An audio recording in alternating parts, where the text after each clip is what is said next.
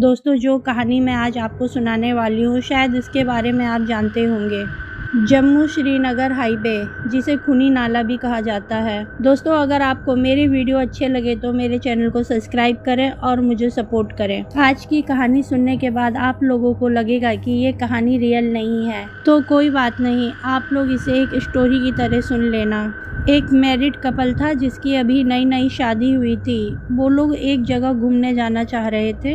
अभी उन लोगों की नई नई शादी हुई थी, इसलिए दोनों ने मिलकर घूमने का प्लान किया। उन लोगों को जहां घूमने जाना था, उस बीच में उन लोगों के रास्ते में पड़ता था एक हाईवे। वो हाईवे जो बहुत ज्यादा हॉन्टेड होता है। जम्मू और श्रीनगर का हाईवे, अगर आप लोग इसे गूगल पे या यूट्यूब में सर्च करोगे तो आपको इसके बारे में बहुत सी हॉन्टेड कहानियां मिलेंगी। इस जगह को खूनी नाला भी बोला जाता है। ये नाम इस हाईवे का इसलिए पड़ा है क्योंकि यहाँ पे बहुत ज्यादा एक्सीडेंट, वहाँ पर कोई भीड़ नहीं है या और कुछ भी, लेकिन सबसे ज्यादा एक्सीडेंट उसी पॉइंट पर क्यों होते हैं। अगर आप लोग वहाँ पे रहने वाले लोगों से पूछोगे कि यहाँ पर ये एक्सीडेंट क्यों होते हैं, तो उन लोगों का कहना है कि यहाँ पर एक चुड़ैल घूमती है। कहा जाता है कि यहाँ पर एक प्रेग्नेंट लड़की ने सुसाइड कर लिया था। वही लड़की अपने बच्चे को यहाँ पे ढूंढते हुए दिखाई देती है। ये एक स्टोरी है वहाँ खूनी नाले की। और उस लड़की के डेथ के बाद वहाँ पे बहुत ज्यादा एक्सीडेंट होते हैं, और जो लोग एक्सीडेंट में बच जाते हैं वो लोग बताते हैं कि हाँ, हमने वहाँ पर एक अजीब सी चीज देखी थी। वो लोग बोलते हैं कि जो चीज हमें दिखाई दी थी वो कोई नॉर्मल चीज तो नहीं थी। उसका चेहरा बहुत ज्यादा भयानक और चेहरे पे कई स्क्रैच लगे हुए थे। तो ये है उस खूनी नाले की स्टोरी। आगे स्टोरी ये है कि वो मैरिड कपल घूमने के लिए निकलते हैं। वो दोनों बहुत ही ज्यादा खुश थे। घूमने के लिए वो लोग अपनी कार से जा रहे थे।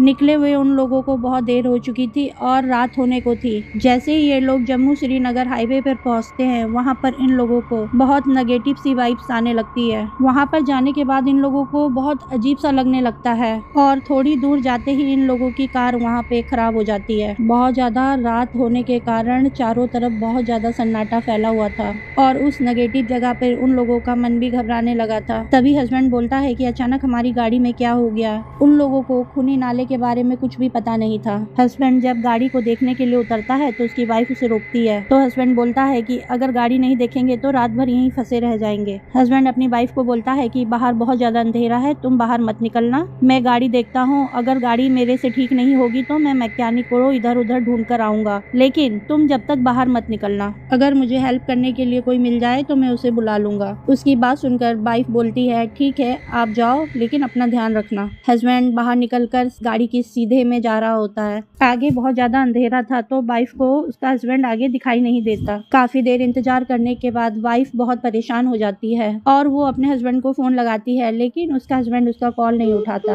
और वो बाहर भी नहीं निकलती क्योंकि बाहर इतना अंधेरा था कि उसे खुद भी डर लग रहा था। वो लगातार अपने हस्बैंड के पास फोन ट्राई करते रहती है, पर उसका हस्बैंड उसके किसी भी कॉल को नहीं उठा रहा था। अब धीरे धीरे उसे घबराहट होने लगी। फिर उसे कुछ समझ नहीं आ रहा था तो उसने पुलिस को कॉल लगाया और पुलिस से बताया कि हमारी गाड़ी यहाँ पर हाईवे पे खराब हो गई है और मेरे हस्बैंड मैकेनिक को देखने के लिए गए हैं, किसी से हेल्प लेने के लिए गए थे। उन्हें बाहर निकले हुए बहुत ज्यादा टाइम हो गया और वो मेरा फोन भी रिसीव नहीं कर रहे हैं, और मैं अपनी गाड़ी में एकदम अकेले हूँ। अगर हो सके तो आप लोग इधर आ जाओ। पुलिस बोलती है कि अच्छा, तुम गाड़ी से बाहर मत निकलना, हम लोग वहाँ पहुँचते हैं। अभी फोन किए हुए कुछ देर ही हुआ था, तभी उसे लगता है कि उसकी गाड़ी की छत पर कोई भारी सी चीज आकर गिरी है, और जिसकी आवाज हुई है धप। गाड़ी की छत पर वो भारी सी चीज आकर गिरी तो गाड़ी पूरी हिल गई। वो बहुत ज्यादा शॉक्ड हो गई कि गाड़ी पे क्या चीज गिरी या गाड़ी क्यों हिली। उसने इधर उधर देखा कि किसी और गाड़ी ने उसकी गाड़ी को धक्का तो नहीं मार दिया। उसकी गाड़ी लगातार हिल रही थी और ऊपर से आवाज आ रही थी। वो इधर उधर देखती है, उसे कुछ समझ नहीं आता कि आखिर ये हो क्या रहा है।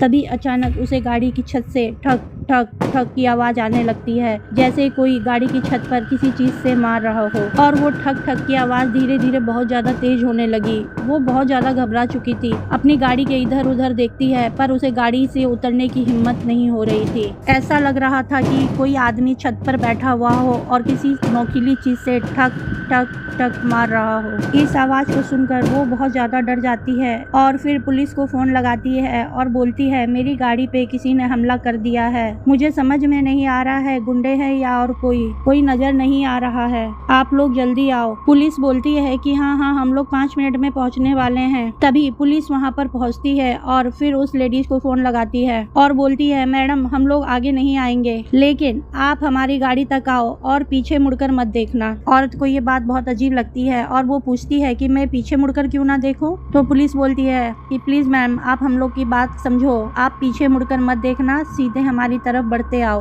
वो औरत गाड़ी से उतरती है और सोचती है कि मैं पीछे मुड़कर क्यों ना देखूं, लेकिन जैसे ही वो गाड़ी से उतरती है उसे वो आवाज ठक ठक की और तेज सुनाई देने लगती है, जैसा कि किसी व्यक्ति को किसी काम करने के लिए मना किया जाता है, पर वो व्यक्ति उस काम को जरूर करता है। वही काम इस औरत ने भी किया। वो औरत धीरे धीरे आगे बढ़ रही थी और पीछे से गाड़ी पे उसके ठक ठक की आवाज उसे और तेज सुनाई दे रही थी। तभी कुछ दूर जाकर वो पीछे मुड़कर देख लेती है और वो देखती है कि उसकी गाड़ी की छत पर एक चुड़ैल खड़ी है जो बहुत ज्यादा भयानक सी है और उसके हाथ में उसके पति का सिर होता है और उसके पति के सिर पर वो चाकू से मारे जा रही है। उसी की आवाज ठक ठक ठक आ रही थी और वो चुड़ैल उस लड़की की तरफ देखते हुए लगातार उसके पति के सिर पर चाकू से मारे जा रही थी। आप लोग सोचो वो सीन कितना ही भयानक और गंदा था। वो चुड़ैल देखने में बहुत ज्यादा भयानक और डरावनी थी और जब वो चुड़ैल उसके पति के सिर पर छुरे से वार कर रही थी तो लगातार उस औरत को देख रही थी। ये सोचकर ही डर लगता है कि वो सीन कितना ज्यादा भयानक होगा। वो लड़की ऐसा देखकर वहीं पर बेहोश हो जाती है। उसके बेहोश होते ही पुलिस उसे हॉस्पिटल में ले जाती है, लेकिन हॉस्पिटल में पहुंचने से पहले ही उस लड़की की भी डेथ हो जाती है।